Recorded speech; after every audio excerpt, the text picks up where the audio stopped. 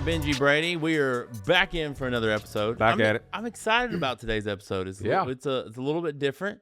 We're going to talk a little bit. Hopefully, it's a challenging episode. We're going to kind of challenge you to think a little bit. We're going to push you a little bit. Yes, we're going to push you guys. And I've got a lot of questions I want to ask you guys. So it's going to be one of these things where hopefully it kind of helps us reset, talk a little bit. One of the things we're looking at is we're toward the last few weeks of April. I mean, we're getting close to the end of Q1. Last few weeks of March. We're coming up to April. Coming up. We knew what you meant. We knew what you meant. See, you're already jumping I'm ahead. already jumping ahead. That's the whole point of this episode. So we got a couple more weeks in March, getting ready to move into April. We talked a little bit about how a lot of owners probably are looking at their books, looking at things, saying like, well, Q1s are, it's a wash. I can't fix anything the last couple of weeks. And so we were talking about that's not a mentality you want to have, because you want to take a moment and look at those. So I want to ask you guys a little bit. When you have someone or a business owner, a church leader, I mean, really anyone in any area that starts to write off Q1 because you're a couple weeks out, what's one of the first things that you guys think about? I'll tell you what I go to, Adam. I go to the strategic plan. Of course you do. I think a lot of people, I think there are a lot of people that would go to the strategic plan, but there's a lot of people who are like, I'm just glad Q1's, coming to an end. That's true. And now I've got to really look at my plan and figure out, hey, did I succeed with the plan that I developed, and what's next? Or do I got to jump on par and figure out step one in the process? So I think it could go either way. Yeah. But why? So Brady, why strategic plan? Why is that your first thought as you're getting ready to? Well, I mean, we've talked about this a couple episodes, but we took a lot of time, and hopefully you guys did too. Took a lot of time with your team, whether it was a day, whether it was 2 days, offsite, all those different components of spending and creating this plan. And, we put a lot of work into it, and that became the roadmap for 2026.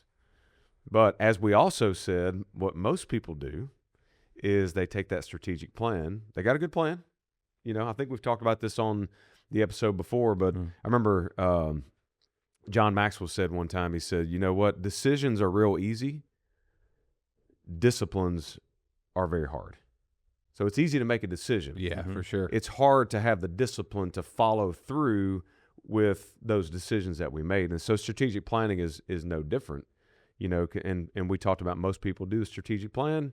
It's great. They got a booklet, or they have it, a PDF or whatever that looks like, and then they just kind of sit it on the shelf and it collects dust the rest of the year. So here's what I want to do. Okay, we've never done this before on the show. All right, so here. I always get nervous when you start pivoting. I'm like, where's he going? So here is your challenge, listeners. Okay, or viewers. Okay, I don't want to leave anybody out. But I want you to, hopefully you're not driving in the car when you're doing this challenge, but I want you to take the next 30 seconds and I want you to put your hands on your strategic plan. Can you, in the next 30 seconds? Does that include us? That does not include it. Well, I do. Mine's have it, on right? my computer. I'm about to say, I would assume the two of y'all can get to it very quickly. Yeah, very quickly. So. But if you can't do that, then I think it's time to, as you said, we're a couple weeks out from April. It's time to get ready for, I know we had at least one episode on what does a quarterly rhythm look like. Yeah, I think that was a two-parter, actually. It might have been a two-parter. Episode 32 and 33. There you was go. It really? Yeah. Oh, wow. Well, I'm impressed. Production manager at his finest. So we're getting ready for what that Q1 offsite looks like, and go back and listen to those episodes and get ready for that. But that's where we're gonna dust off that strategic plan. If you haven't been looking at it, like one thing that we do is we have a weekly leadership meeting, and those leadership meetings, it has the strategic plan kind of baked into it. Yeah. So if there's no judgment zone here, we're just trying to challenge you a little bit. But if you haven't looked at it, dust it off, get it out, get ready for your Q1 offsite, and look at what those quarterly milestones are. And so we're going to talk a little bit about that. If I could to that, because some people may be listening, watching right now, wondering, why do y'all keep talking about strategic plan? Why do you keep talking about quarterly offsite and quarterly rhythms and things like that? And I will tell you, we were guilty. I mean, several years ago, we were in this exact same boat. And sometimes it's like you talk to your kids, you talk to your, coworkers or whatever, and you're like, hey, if you'll do this, This is the results you're going to get. And until they hear it the 7th, 8th, 9th time, wait a minute. I need to do that? Well, we've only talked about this 7 or 8 times before, you know. Yeah. So the point of this is the reason we keep talking about this from time to time throughout the year, we have, like Brady said, quarterly rhythms that keep us on track. It will help your business stay successful. It will help you stay on track, and it will get you the results that you want, but you have to do it. You can't, it's not a one and done. Yeah. You have to continue to do it. So why do you guys feel like a lot of leaders, so that way it really constitutes everyone, why do you feel like a lot of leaders put that on the shelf? And also in that same question, do you feel like this should be something that sits on your desk? Like it does not leave and it's here so you can review those maybe weekly, quarterly? I will tell you this. I have a lot of business friends that own businesses, that manage businesses, and I think they hope that whatever plan they come up with is going to turn into reality. And I'm just telling you what we've experienced. We were this way several years ago. We put a great plan together and we hoped that it came to fruition. We look up in October, time to start planning for the next year, and we flipped through the page like, hey, wait a minute, we didn't even do that. Yeah. So that's what I think is people, they really do. They hope it's going to come to fruition versus if you look at anybody in major league sports, you know, they have the training. Look at college sports now. Mm-hmm. They have training season. They have spring practice. They have gear up, warm ups. They have preseason basketball, whatever sport it is. Major League Baseball, they're gearing up to get ready to perform. They're paid to perform, right? And I think a lot of people forget about the planning that comes with that. Here's the plan. We've got to go get this player, this player, this player to make our plan come to reality. And if it doesn't, we got to pivot. We got to do it again. So I think a lot of people, they hope something's going to happen, and also they're, you know, they don't really plan for what they've already planned for, essentially. I think that is right. I think there's a little bit different nuance there. And when you think of most business owners, okay, most entrepreneurs, all right. And I'm sure we've done a couple episodes at some point in time. You may or may not know the episode numbers, Adam. I don't know, but we talk a lot about the working genius model. Yeah. Okay. And in working genius, not go into a ton of detail, but there's 3 phases to working genius, and maybe we'll do a second part on it, at some point in time, a deeper dive. But there's an ideation phase, there's an activation phase, and an implementation phase. Okay. And different leaders have different working geniuses. What I've seen with most entrepreneurs is they live in wonder, invention, and discernment. Okay, so what does that mean? That means that when it's the first of the year, it's the same reason people like. I'm not a huge like New Year's resolution type person. You know, it's not. I love setting goals. I mean, I love the phrase, "If you aim at nothing, you hit it every time." Mm-hmm. I am a goal setter, targets, all that stuff. But what happens, we as entrepreneurs, we typically have shiny object syndrome. And so we hear people talk about strategic planning or these quarterly rhythms, and we say, hey, that's something we need to do. That's a great idea. Team, let's get together. Let's create this plan. And then 2 weeks passes, January, February, March, and it's like, now, where's that plan at? And we've already pivoted to 3 other different new ideas that came along that sounded better than the things that we already committed to. Yeah.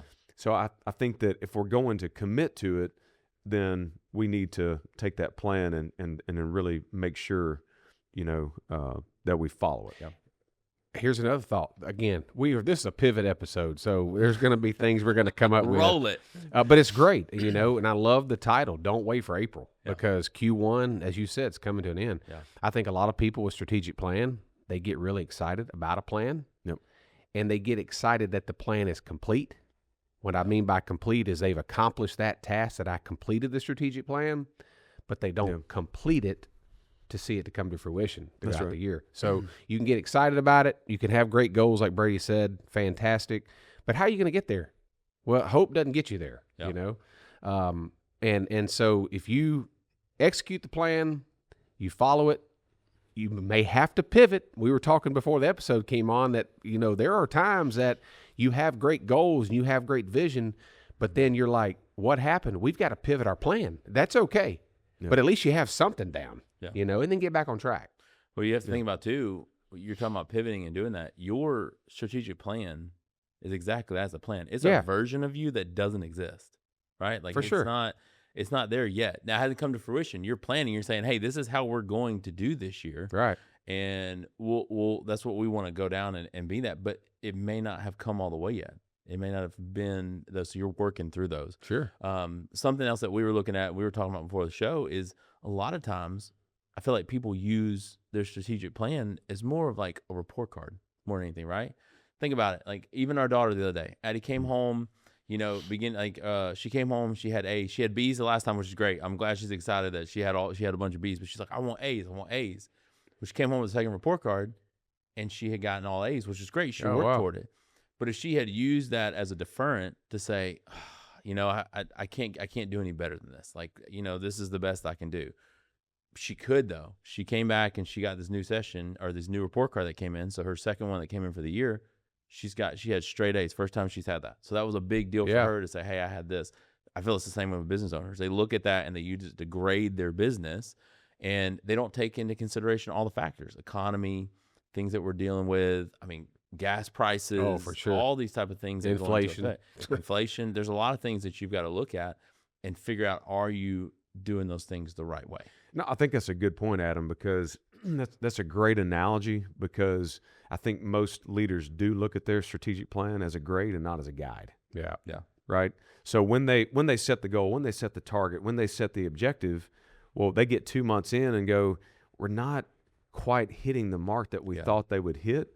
And for us as entrepreneurs, I know I can speak for Benji and I, when something like that happens, most entrepreneurs, most leaders, one thing they don't like to do is fail. That's exactly right. You know? So what happens is, hey, we're not hitting the mark, or we're not.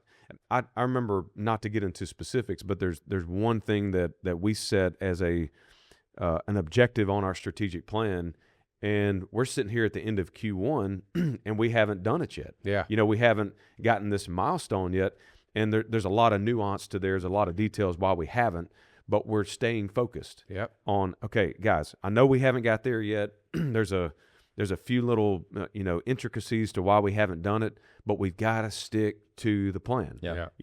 We haven't failed yet. The only time you fail is when you quit. That's exactly right. And so we're not going to quit on that. And so look at it as a guide. That's why you want to have it on your desk. That's why you as a leader want to pull that out every so often and go, okay, let me recenter myself. Let's take Elon Musk. Okay. I don't know how everybody feels about Elon Musk as a person, but just as a business, as a leader, a couple of years ago when a news anchor would put like the mic in front of him, and whatever was going on, at the time, let's say 2 or 3 or 4 years ago, then, there'd be this going on or this happening over here. And he would always recenter the conversation back to, hey, listen, I don't know what's happening out there, but let me tell you what we're working on. Yeah. We're working on building the best electric vehicle ever made on the planet and never ever will be made. Number 2, we are focused on putting people on Mars, and I think at the time he was, purchasing Twitter. So whenever these conversations came up, he was like, I don't know what's happening. It's kind of going back to signal and noise. Yeah. Right? I don't know what the noise is happening, but let me tell you what we're working on. This is what we're focused on. And so that's what the strategic plan does, is brings you back into focus. And listen, I don't know what's going on in the economy. We're in the insurance restoration business. I don't know what's happening there. I can't control what happens over there. I can't control that. Here's what we're working on, and here's the plan, and we're staying focused on the plan until, we decide. And sometimes you do have to pivot, but that's where it brings you back to center. Yeah. So when you're dealing with those things like that and noise, and you're trying to come back, have the two of you ever been in a place where you're like, I'll just reset next quarter? Like, have you ever been? And if so, how do you combat that thought? Because I feel like that's something that a lot of people probably do, they think through, no matter what leadership they're running. Like, I'll just reset. I think there's times that does happen. Like, you have to be honest with yourself. Circumstances come your way that you cannot control, right? And so you have to be willing to pivot, to your point, but you don't lose sight and get back on track. As Brady's talked about, the weekly cadence that we have, we call it our tactical every week. That keeps us on track to get to our monthly time is designed to really solve a few big problems or it may not be a problem. It just may tweak what we're doing. And then quarterly is, okay, are we sticking to the plan that we developed, the guide, and how is that affected in our weekly and monthly to keep us on track? So you there are times you get off track. Let's be honest. Everybody does it. You got to get back on track. Yeah. Well, and I think it goes back to a couple episodes we did before. Is like, when does the leader step in?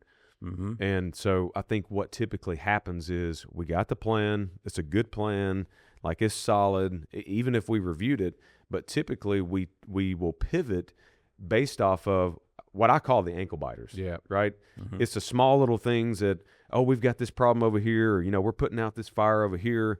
And so we take a few instances and say, okay, we got to figure out a solution for X, when we really should say, okay, well, all those little things will get solved most of the time by going back to the strategic plan and staying focused on the top objectives that we have, that you have for the year, and focus on that. Focus on the big things, and the small things will take care of themselves. So what do you guys feel like the gap is between what is somebody's plan and what is someone's reality? I feel like there's a space in between that. So you have your plan, you have what's actually happening. What do you guys feel like is the issues in between that gap? Because you got to be aware of it, so that way you can kind of navigate through the minefield of quarter one. Because we talk about, like, quarter one, it sets the tone for the year, but also more than anything, quarter one sets the tone for quarter two. Absolutely. So, because each one leads into the next. So ask us how that affected us in 2025. Yeah. Don't want to go back there. No, we ain't never going back there. There is gaps, right? And I think that you have to be willing to know that things, again, are going to happen. Yeah. There's no way around it. Listeners, if you're facing that problem, reach out to somebody. I mean, talk to somebody. Don't leave it internal. There are things happening with leaders all the time that we probably will never know. And those things can affect the plan that you had set aside. It could be a personal issue, could be a relationship issue or work issue. There are things that come up in life, and when you get off track, the easiest thing to do is forget everything that you had planned, right? You're like, how am I going to start? Where am I going to begin again? And the thing is, I'm in that boat right now with working out. It's like I did it for so long, and I just ran the New York City half marathon. And when I got to mile 8, the wheels fell off. I was running like 9:10 pace for the first 8 miles, and I was like feeling good. And I got to the 8th mile, and I was like, I got 5 more to go. And that's what happened. Yep. It was like in my mind, I was going, I just ran 8 miles. I got another 5 to go before I even get close to finishing. Yeah. And so I was like, okay, the plan says keep moving, keep moving. Well, guess what I did? The legs give out. I stopped. I drank a little bit of Gatorade, and I tried to keep going, and I did. But then you got to get back on track, right? You got to just keep working it. So to your point, there's going to be gaps. Things are going to happen. Yeah. How do you stick to the plan? You just got to start. Yeah. I saw a guy. It was fun. It's not funny, but there was a guy in the marathon. He was a very big gentleman. And the caption said on this, he was crossing the finish line. It said, all you have to do is start. Yeah. The guy started, and he completed the race. If he can do that, I can do that. It's a mindset. Well, it almost feels like there's benchmarks, right? Like, I think, and you guys tell me if you feel like this as business owners, I think so many people get focused on the end game. Well, where am I going to end in 2026? For sure. Yeah. Where do you feel like really the goal in mind should be quarter one? Like, it's like, think about you doing the race. It's breaking it up into segments, because if you try to look at it from a 20,000 foot view, I mean, you've got a lot. Like, if you're like, man, I got to get to 13.2 miles. Yeah. But if you're saying like, all right, I got to get to 3. Now I got to get 3 more. I got to get to 6. And so what it is you're breaking that up into segments. Again, it's a mental game. For sure. Because you're trying to bridge that gap and look at those things and say, all right, so we did this, because you have time to make up. Like you said, man, I'm blazing right now. And obviously in business, you never want to pull back, but you're like, hey, if I need to rest a second, I've got a little bit to get to where I need to. You just brought up a great point, because a lot of times we think about the gap is a negative thing. Like, we haven't gotten to where we were supposed to be. What if it was on the other foot? You blazed out of Q1, like you're way ahead of your goals. You don't want to sit back. you still have to hold people accountable. You Yeah. still have to do the right things. You still have to do the cadence. The process doesn't change. Yeah. It may help you get ahead faster, Right. but it helps you also plan for when another gap might come. Well, and I don't know how this works in the running world, because I have not run a half marathon. I haven't even. I wouldn't run encourage it, Brady. I haven't until even you- run a .0001 marathon. I think in Proverbs it says only the wicked run when nobody's chasing them. the But same thing my yeah. wife tells me all the time when I'm like, "Hey, you should come run." that's with my me. justification. Yeah. But I Can't think use that. I think one important thing is, I heard somebody talk about one time about like climbing Mount Everest. Okay, you have these base camps that are set up. Yeah. And so when you start at the bottom and you've got a guide, okay? So our guide is the strategic plan, and our base camps are each quarter. So when I get to the first base camp, you don't just get there and then immediately go to the next one, right? You stay there for a minute, you let your body acclimate, you let it rest a few minutes or probably a few days to get used to that environment, and then you head to the next one. So I think that's what quarters do Yeah. too. And sometimes we as leaders need to say, and we're getting into this right now, is coming into April, give yourself some time, like we're running, but give yourself some time to pause, reflect on the quarter, and look at what have we accomplished, and then get ready for the next one. I've got a friend of mine that I'm in C12 with, and he does this with his team to where the last 2 weeks of the quarter, the leadership team does nothing but reflect on the quarter before, and they take the next 2 weeks of the first of the quarter and plan for, okay, how are we going to pivot? How are we going to change? Strategic plan. And then for 9 weeks straight, they are sprinting to the end of that next quarter. Yeah. And then they pause 4 weeks. So 2 weeks reflection, 2 weeks planning, and then sprint for the next one. So I think we as leaders think that the entire time we have to sprint, and Yeah. we really don't have Yeah. to. So what we're doing is just encouraging you guys, and again, no judgment, no shame, but just get that strategic plan out, look at it, dust it off, and if you haven't looked at it in a while, that's okay. Now's your time. This is your reminder to do that and look at what are those milestones that you set and get ready for your leadership team and what you're going to do in Q2. Yeah. So as we're getting ready to wrap up, we got a few more minutes. How do you guys think that you need to bridge that gap? So what are some practical things that you guys could give to our audience to say, all right, you're at the time this episode comes out, I think there's Yeah. right at 2 weeks left of quarter one. So there's and 2 weeks is a long time, especially in business. It's a long time. I Yeah. think that's the other side. A lot of things can happen. A lot of jobs can come in. So, but what is that? How do they prepare to say, all right, I got 14 days to really set the tone for quarter two? What are some of those things? That Well, you I guys can feel they should do? tell you one thing that, in fact, I'll probably be working on this today and tomorrow, but I'm going to be reminding our team of what those quarterly milestones are, and I guarantee you, here's what's going to happen. Some of them are going to go, uh-oh, I was supposed to get that done, and I've got to give a report card or report in Q1. So the very specific task. In fact, I know one that I won't say it on the air, but I know one. They got 21 days. I know. That's what I'm Technically. saying. They've got time to go, okay, I don't want to look crazy when I get in front of my accountability group, leadership team. So I got to take the next 3 weeks and really buckle down and make sure that I get that accomplished. Yeah. So it's a reminder to, and maybe you've got 2 or 3 objectives, maybe focus on just one, Yeah. Yeah. Keep it simple and make sure to get through the finish line. I would say that, you can have the right plan, but maybe your priorities weren't right. Right. Yeah. I mean, because if your priorities, I'm not saying they're wrong, maybe they weren't the right priorities to fit the plan. So if you need to tweak that, because that could be the big gap to help you get ahead. Yeah.